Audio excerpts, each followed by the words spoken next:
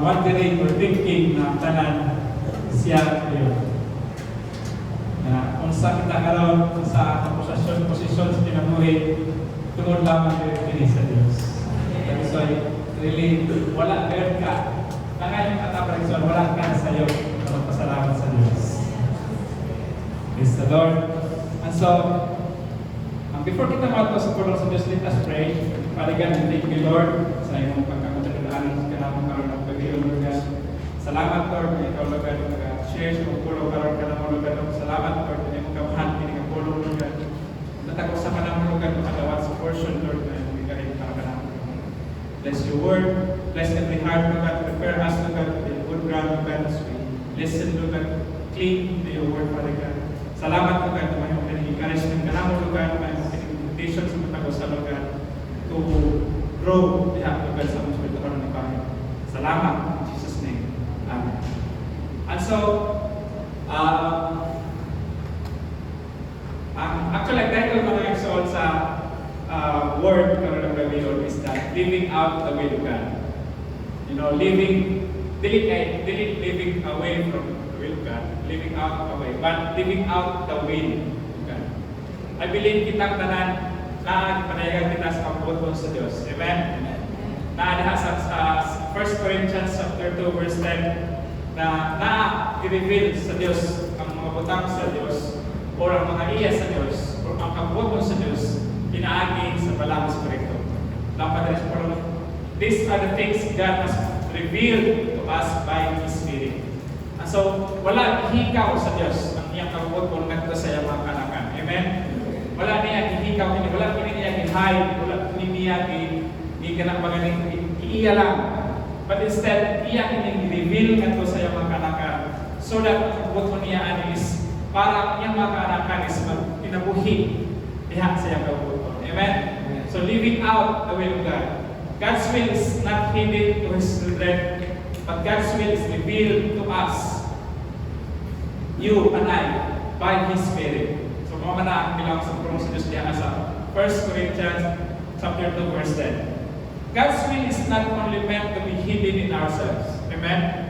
Nga kabubuton sa Dios dili lang kinitaban nga ma-inform kita nga naa lang kini sa atong kinabuhi. But ang kabubuton sa Dios, gusto sa Dios nga kung unsa man ang kabubuton sa Dios nga ato kining makinabuhi. Ma-live out. Pasabot ani is lang pa diri sa diba sa Philippians chapter 2 verse 12, continue to work out your salvation with fear and trembling. Pasabot ani dili pasabot nga namuhat kita para maluwas, but out sa atong kaluwasan atong kining pagawas. Nga ang atong mga pagpamuhat, atong mga gawi, atong mga pamatasan, ini resulta tungod kay naluwas kita. Amen? Tungod kay nakakabuton sa Dios. And so, gusto sa Dios, base diri sa pagkabasa sa Philippians 2 verse 12, na gusto sa Dios nga ang iyang kabuton sa atong kinabuhi, iya kining ato kining mapalimaw. Mapagawas ka na atong kining, ma-experience na atong kining. Lang pa dito sa Romans 12, that you may prove what is the good and acceptable and perfect will of God. Proving the will of God is not in our mind, it's in our action, my soul. That we experience it in our doings.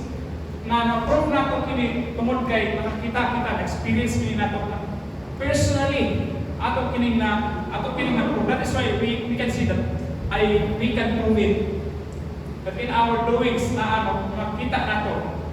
So, gusto ang Diyos, base diri sa iyang pulong, that you may prove what is good, what is that good and acceptable and perfect will of God. So, base sa itong ibasa ng soul, gusto ang Diyos na ma-live out nato ang iyang kabubuton.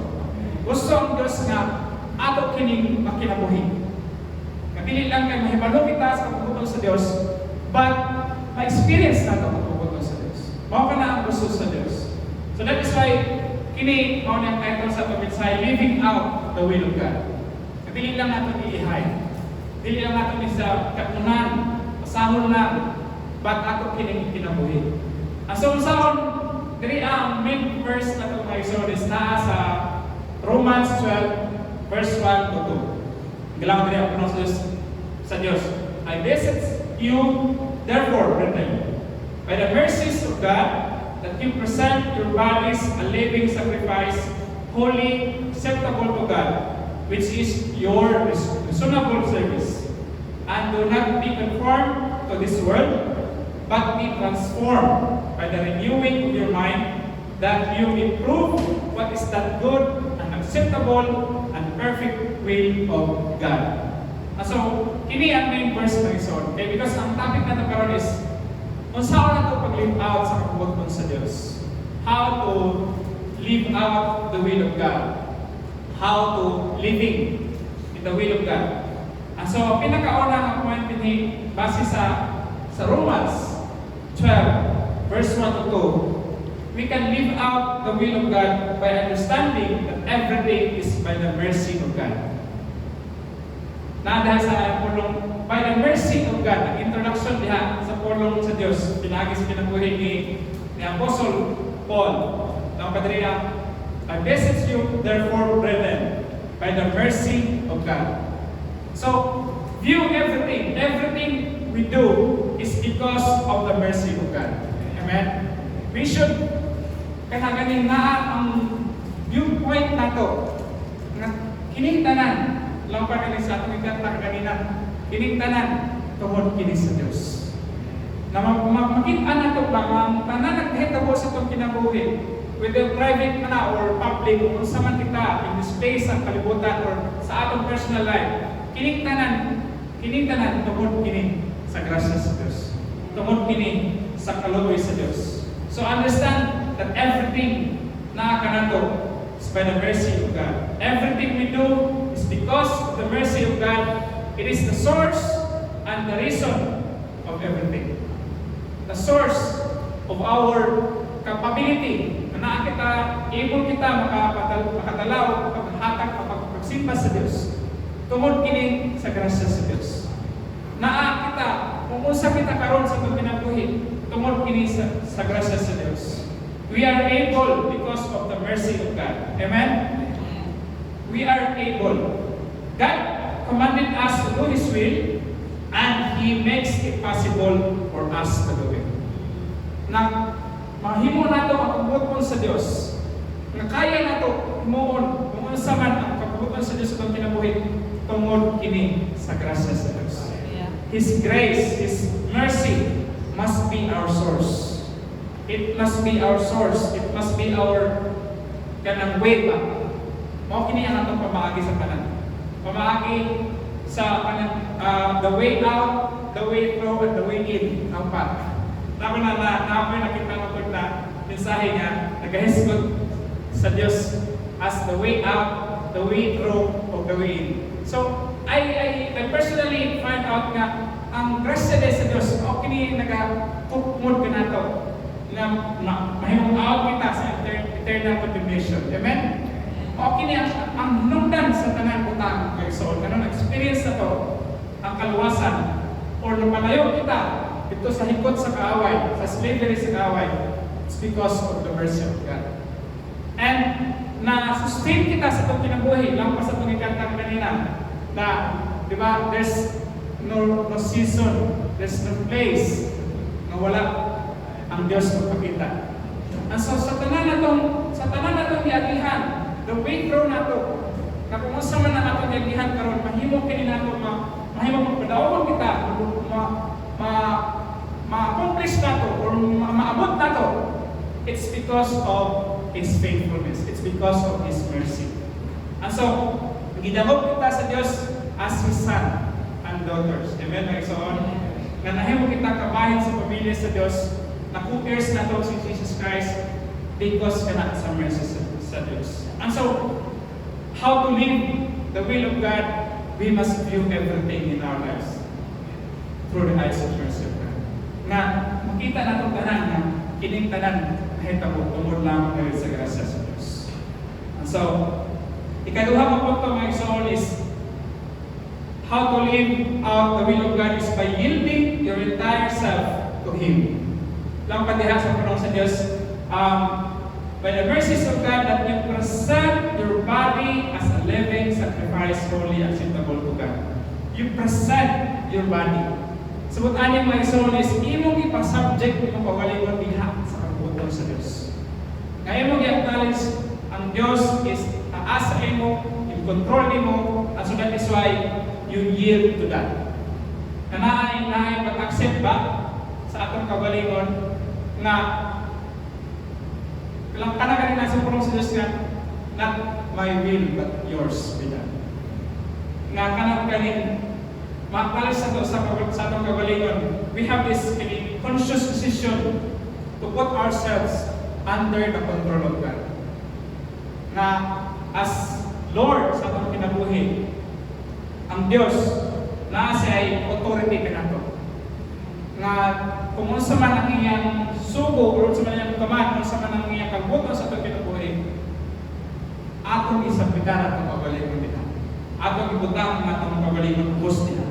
So recognizing the Lordship of Jesus Christ over our lives. Nanaa kita sa pagdiha. So, dapat dili present your bodies a living sacrifice. Of course time, dili sa iyo kung igsoon na mamuhat kita para sa Diyos. Na atong mga mamuhat is ato kining gihanan sa Diyos. But nahimo din atong kagalingon atong gihanan sa Diyos. Kung naamang kita gibuhat para sa Diyos atong gihanan sa Diyos, it's good thing, praise the Lord. But lahi po ng ato yung kagalingon atong ipresentar sa Diyos. Ato kining ihalan sa Diyos. Kaya di ba, really lang ang pagsimba, ang tawagan ng kahinaman sa Diyos, but ang imong kagalingon, ang kasing-kasing na nagdala sa pagsimba, nagdala sa pag-aaral, nagdala sa pagsakripisyo. So makita na ito mga kisuwan that living out the will of God is by yielding ourselves diha sa kabuton sa Diyos. Na atong ipasubject ng atong kagalingon. Lang madriya, present your body. Present, subject your body. Lang madriya, subject your body to your spirit, to your will. Make it slave. Eh sometimes mong mga isuon, mo-overpower ang flesh ba, ang unod, na kanaganing ang mga pagkamuhan nato is base na lang sa feelings nato, base na lang kung saan convenient, but because kay kailangan pa rin sa purong sa Diyos, present your body as a living sacrifice. Sacrifice means pili yung nato ipa under control ang ato kagalingon sa ato munod.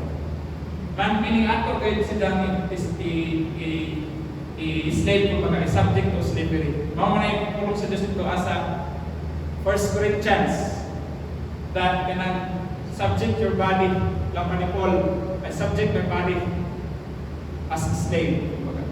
So, kini mga igsoon at masabtan nato nga gusto sa Dios nga atong kagalingon is ato gayud ipasapitan sa Dios. Ato gayud ipasapitan sa Dios. So not my will but yours be done, no pa. Diba? O kanang pinakanta mo rin nato na kantaan ng beautiful Savior man sa title. Not yours, not my will but yours be done, Lord. So gusto sa Dios na mo kana. That is why kung atong ipasubject, atong i-yield atong entire self diha sa kabubuton sa Dios, I believe we are living out the will of God. Dili kita maglisod sa pagkinabuhi diha sa kabubuton sa Dios. And so, ikatulo nga igsoon is we can live out the will of God by resisting to the conformity of the thoughts and action of this world. Lang pa diha sa Romans, do not be conformed to this world. We have to acknowledge that na ay world system, di ba? As kung naman natin sa atong 11 hour seminar last Saturday, na ang world system ng igsoon, na ay kalaban. And sometimes kung ato lang ning i-neglect ba, ato lang ning pasaktan nga, anyway, nagsimpa ko sa Diyos, nag-fellowship ako. But kung naanak ka dito sa kalibutan, o naanak ka dito sa kapahuan, or naanak ka sa panimalay, then there are times na ang mga pattern pa sa kalibutan na hindi mo bantayan na, nasabay na kinay. Di ba na yung naanak? Nadili ka hindi mo bantayan na dito sa imong trabahoan, o dito sa imong mga classmate, o sa imong workmate, dili na tayo tumao.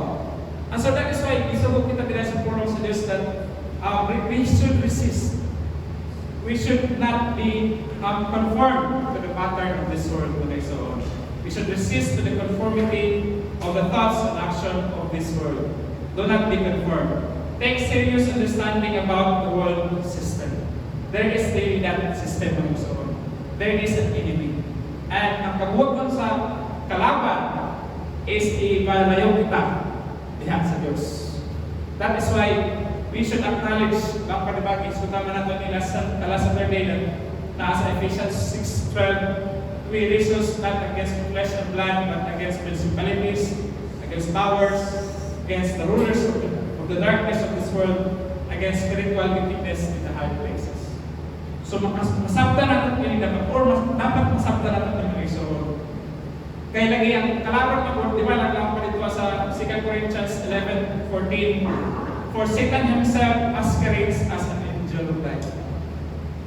Ang himuon ako sa kaaway ko isoon, sa tao, at sa Kristohanan, at sa mga tao, is iba sabay ba ang sistema nga pura na siya okay na. Okay na, legal na. I mean, i-approve na sa kadaghanan. Ingunaan ang sistema sa kaaway. And so kung hindi kita makapantay niyan, sipet kayo kita. Sipet kayo kita. That is why we should acknowledge or we should understand deeply kung ano sa tactics sa kaaway. We should resist. We should resist. We should not be conformed. Recognize and resist the world system of exile. That is how you live out the will of God. We should understand and resist the pattern of this world. And so that's it. That's the third point. And so ikaapat is that we can live out the will of God by focusing on God's word and fellowship with Him. Diha sa Romans 12, but be transformed by the renewing of your mind. Renewing of the mind with the Panginoon. And we can only do that. Na ang hintabong na renewing of the mind kung ato kayo pasabitan ng pagaling diha sa pulong sa Dios. Na paghatag pili nato. Hatagan kayo na itong pili mga igsoon ang pulong sa Dios. Dili lang every Wednesday, every Sunday, every prayer or kanang Saturday prayer na to. Dili lang kita hataman mabasa o aminaw sa pulong sa Diyos. We should spend time daily diha sa pulong sa Diyos. Ato kayo tinitagan bili sa itong pinapulit ng Isaon. Dili kayo kahit ako nga mapagpuyog kita sa abot mo sa Diyos kung wala kita magpiling sa atang pili sa pulong sa Diyos. Amen? Dili kayo na siya pwede. So, kinahalan kayo na ito na nakakita. Na-renewing. Renewing means continuous, di ba? Dili kini stop. Dili kini stop ang renewing may soon. We can be transformed in an instant or kalaganing one time in time kay one time in time kita giluwas sa Diyos, transform kita. But ang transformation na sanctification is continuous. Padaan mo sa sanctification process ng iso. So dili lang kini mo undang at kung pagkaluwas nimo transform na ka, that's it. Tapos sa tuwing transformation, dili na ay continuous transformation lang iso. And mahitabo lang na kung maka-taay renewing of the mind ng iso. Renewing of mind, which is atong kayong ibutang ang atong mga pampanahuna, atong mga thoughts, atong mga plano, atong ipahaon sa pagbuto sa Diyos. Dili lang kay kahibalo kita kung saon, dili lang kay feeling na to, tingnan ko, kamaon ako aning. Kana ganing mga, try manta. We have the martyr Christ there. And then, gihimo mo kita sa Diyos nga rational. Mga bride, kasi na mga bride rin. Amen? Mga bride. Gusto Lord, mga bride kaya kita. No? Pero, sometimes, diha kataman ng atong mga thinking sa atong pagpanginabuhin. Na ato na lang ipaagi sa itong kagalingon pa ang mga maniobras na pinabuhin nga ang atong mga pamaagi sa atong negosyo, or sa atong trabaho, or sa atong pamilya, iagi na lang nato sa mga atong nasabtan sa kalimutan. But dili nato diha lang igsuon iundang ang atong pagsabot. But instead atong i-focus ang atong tanan pagsabot diha sa pulong sa Dios. Nga kung naay mga circumstance na moagi sa itong kinabuhi, dili nato na usaw na pagsulban. Dili dayon mga anak. Nakanagaling na ay mga circumstance na moagi sa itong kinabuhi, na mga ka, o siya akong finan. O siya, usaw na pagkabuhan. Kanagaling magkarakara na yun ba? Dili. But instead, pinakauna na ito na step. Kung naay circumstance na mo, kuhan sa atong kinabuhi, so, onsay, ilaw sa pulong sa Diyos niya. Unsay ilaw sa pulong sa Diyos niya. Unsay kamatuoran niya. And we can only kanagaling mabawa na ito kung sa kamatuoran niya na base sa pulong sa Diyos. Na kung naay mga pagsulay sa itong kinabuhi, kinaamag kayo na, maagin kayo na, pamutang pinakauna na ito, pamutang na unsa ang ilaw sa pulong sa Diyos niya. Unsa man ang kamatuoran niya. Na kung naay ang aning na circumstance, kung sabat ang imong ibasihan tayo. So, mga na, may isoon, that's a renewing of mind. Nga, ibasi na ito, na dili lang sa feelings, dili lang sa atong mga kanang kailiksi. Kailiksi, magpagpilita, pagtikta. Ngayon, anak, pagdili lang diha, ibasi. Pag ato bayang kailangan pa dito sa pulong sa Diyos, Romans 14:17, for the kingdom of God is not a matter of eating and drinking. Dili lang ni sa tawahan, dili lang ni sa usa pinamuna, dili sa lang atong feelings, but of righteousness, peace, and joy in the Holy Spirit. We can only experience that diha sa pulong sa Diyos. Diha sa pagsubject na sa atong kapalingon, sa renewing of your mind. In every circumstance, we must seek the truth and what the Word of God says about it. Real transformation takes place through the renewing of mind. Dili din nato masiparin kung igsoon ang transformation sa renewing of mind. Walay transformation sa atong kinabuhi kung dili kung wala yung renewing of mind. Maglisod kita igsoon. Kana ganing ay hanggang to that point na kana ganing kulang mga gusto na kong mabago. Kana ganing experience na mo mas ganang experience. Ngayon ani dapat experience na yung ani nga kahimtang sa pinabuhi. Na yung ana change ba? Transformation ba? Kani ko na gani na mga desires sa kasing-kasing. But I have understand ng igsoon nga dili ini mahitabo kung dili ma-renew ang pagpapalagay. Dili gayud ka na mahitabo. So dili natin ma-take apart pa ang transformation sa renewing of mind. Naabilin ka na sa dalawa. So that is why akong i-share ni Tita Susan sa asawa sa Tita Susan. Babat lang. Kaya i-share man ni Sarah sa Tita Susan nga gusto Tagalog na sila kayo. Tagalog na sila. Pero Bisaya lang ako ang ilang mo na gusto lagi ka pero niya ang pangwa si Tita Susan. Sa una ko na po no, kasi na siya na po na niya sa una sa parang tayo na wala pa si Tita Susan karon. Siya na niya nga ganahan ko sa si Sarah sa lifestyle, sa prayer style ni Kuan, Tita Susan. Gusto niya na mananap ko sa Japan. Then reply ni Tita Susan, babat ka lang. Yes, babat ka lang. Oh, maganda. Walang may choice. Walang may option. There's no other way around. Kailangan kayo nila yung gusto. Diha lang, ito lang i-subject na ito kabalik ng diha. Handang pumili sa purong sa Diyos, pag-fellowship sa Diyos, sa pagpasa sa purong sa Diyos. Diha lang kayo. Diha lang kayo ng ganang. Babat ka lang. No? Last transformation is never apart from renewing of mind. Renewing means continuous activity of spending in God's Word and fellowship with Him. Diba? Continuous kining so.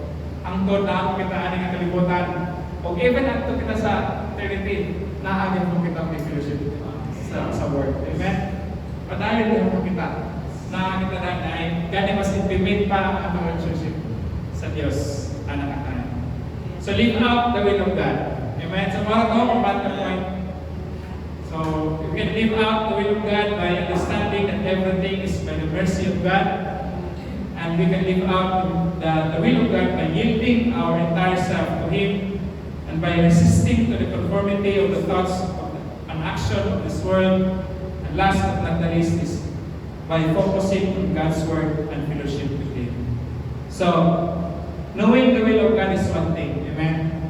Mahibalo kita sa pagbuhat mo sa Diyos, that's one thing. But living the will of God is another thing. Amen? So, praise the Lord. Praise the Lord. So, stand. Isenda mo na po. Ang ginagawa ang Diyos na actually, matagusan ka natin kay Panginoon yung usap. Ate Panginoon yung kinabuhi na nasa kabubutan sa Ginoo. So, ang pinaka-importante lang yun is ang ato sa mission na nasa Diyos. Amen? Na nasa pulong sa Ginoo. And then when we have submission, mag-end in the Word of God, singkasing kaupsanon, makita din nato ang dakong kausapan sa Panginoon. So, karon is mag-engage na lang sa mga pag-ampo. Isa sa ato niya, hapit ang mga eleksyon. So kung yung tanaw sa election karon medyo init kay daghan kay nga mga galiya karon na yung mga ibang patay. Then kagahapon na siguro to na another na po ni somewhere sa Cebu nga mga area pa to sa iba tong area. So nakakaginit yung ang politika karon. Let's pray for this coming election ay mga hukugo na mga petitions na habang isa ni i-grant lang manual ang sa itong counting ang i-ultimate. Kaya ang kasagaran is pag-votar, I think ang setup nato is pag-vote karon sa imong vote, diretso din i-transmit. So ang sa side sa kuan, side sa ano ang gagawin nga, basig na ay mga manipulation. So whether i-diretso ko kanang saka sa submit sa internet or dili ang atong i-play nga walay manipulation.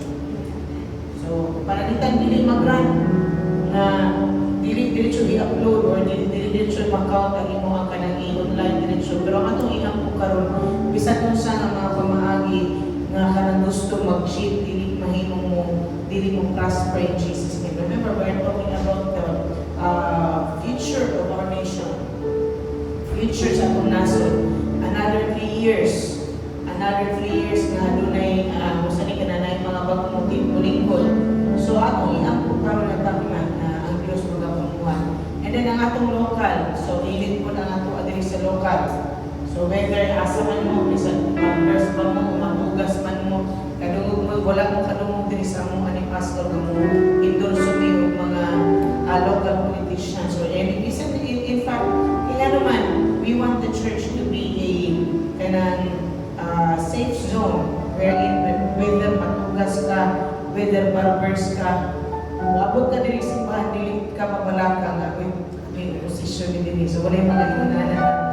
So pero ako iampo karon nga takna, let's pray for God's intervention para kung kinsa man sa may nasa sa niya daghan ang kasing-kasing ang kalma, makaduol ang election 1 week na karon 1 week kapi na lang makaduol sunod Lunes naman, so one Monday down karong coming na Monday next na po. So kabalo ko nga na ako natin na lang nato ni kung ano dagang nag-ihap pili-tili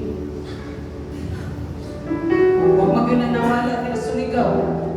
So ang ato yung program ng takna na ang Diyos magapamukan. Let's pray. Bisa kung sa pa na, di convince nyo kayong dawata, di convince nyo yung dawata. Ang ako is kung walang pilipikas na may tabo, hindi may patay, especially dito sa Ligaw City. So let's pray, and then idala na sa pag-ampo sa pagkaigsunan na ay mga gihatawag na to. Ato sa adira lang sa mga sa panason, kunya sa ato ang area sa Sabon Province na yung mga unugon, I don't know if you're reading sa mga news, ay mga warning sa China, may anak nga makuan. Actually, it's still politically, for me, it's still politically motivated just to give some give ka ng init na atmosphere sa itong nasod. Let's pray right now in Jesus' mighty name. Whoever na nila sa itong top government nato sa ato ang nasod, our President, si BBM, and those who are whispering sa ilang ears, let's pray that they will not make a wrong decision.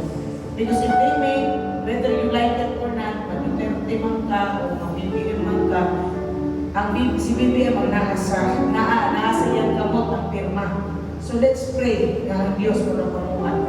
Mag-intervene for the sake sa atong nasod, for the sake sa future sa ato ang nasod. Let's pray na ang Ginoo magapamuhan karon nga takna ang Diyos mag-intervene. Come on, let's pray.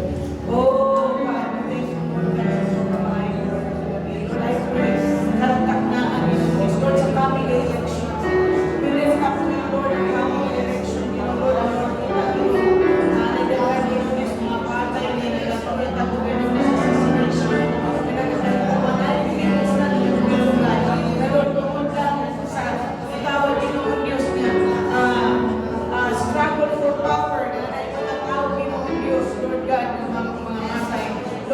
pray that the dream for power I come against it in Jesus' mighty name. Ikaw Lord, sa kaaway na nagpagulong, kinanong green sa gahong, ang nagahong, governmental nagahong, ang pag-ibatlong pinagi sa pangalan ni Jesus, ang ibatlong kinikisanan ni Jesus, o buhat sa kaaway, o mga buhat sa sayawa, against the healing of political na ang espiritu na nagpagulong sa political ako mag-ikot ko, pinagis sa pangalan ni Jesus. I pray, O God,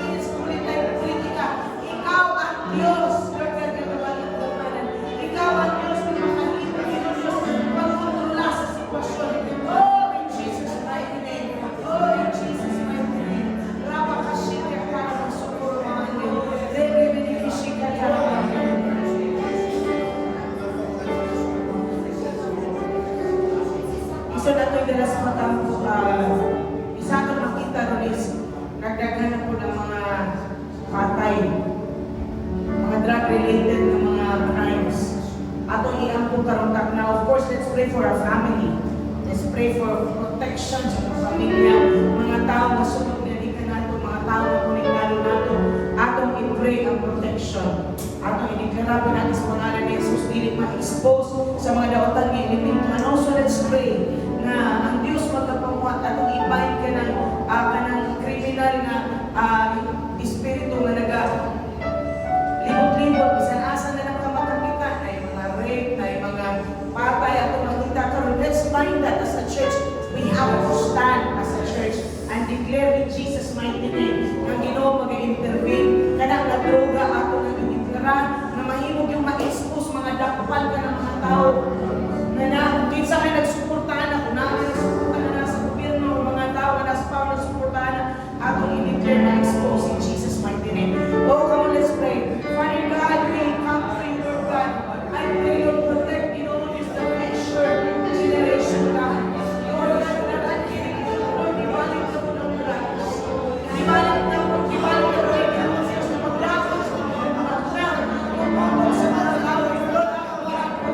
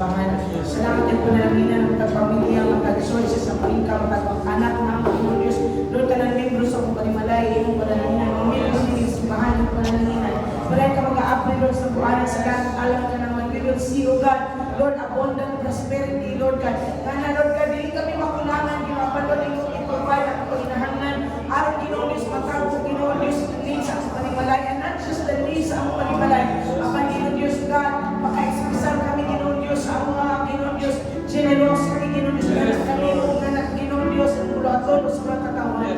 Thank you, Lord, for increase. I declare this and answer increase for me, children, O God, in Jesus' name. Amen. And I will pray this one.